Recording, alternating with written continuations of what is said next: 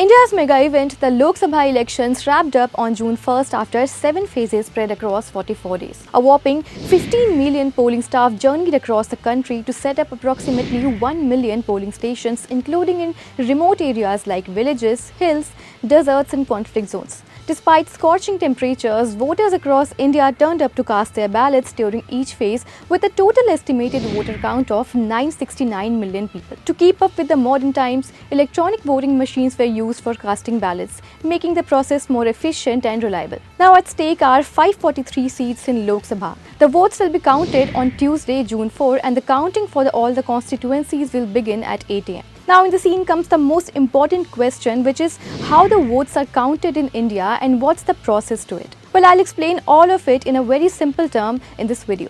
But before going to that part, let us know how the Election Commission of India is responsible for fair vote count in India. So to ensure a fair counting, the ECI appoints a returning officer or RO for each parliamentary constituency, making them responsible for vote counting. An RO is supported by Assistant Returning Officer, who are responsible for voting in the assembly segments falling under the respective parliamentary constituency. ECI has also been using EVMs and voter verifiable paper audit trail, which is VVPAT systems, to ensure fair voting without any kind of cheating. Now, as the biggest festival of democracy, the Lok Sabha election ends, let's know how the votes are counted in India.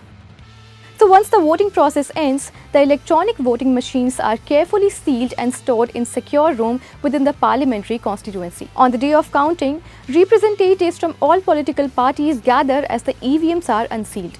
The counting starts with the postal ballots being counted first, followed by the votes cast through EVMs, which begins 30 minutes later. For each parliamentary constituency, there are several assembly segments. In a single hall, 14 tables are set up where the counting for each assembly segment takes place. The control units of EVMs are distributed among these tables.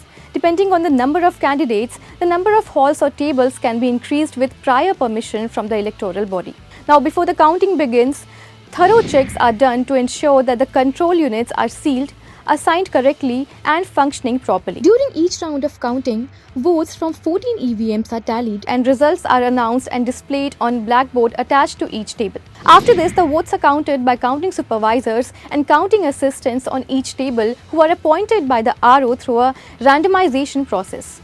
The control unit of EVM has a results button, which when pressed displays the number of votes received by each candidate with beep sounds. After all the candidates' votes are displayed, the control unit shows end, signaling the completion of counting for that round. So this is how the entire voting counting process goes on. The final results of India's general election will likely be announced on the night of June 4 or the morning of June 5, and the ECI publishes the results on its official website. Well, we hope you like this video. For more such informative content, do like and subscribe to our channel midday.com. Subscribe to Midday India. Get direct notifications on all our videos by clicking on the bell icon.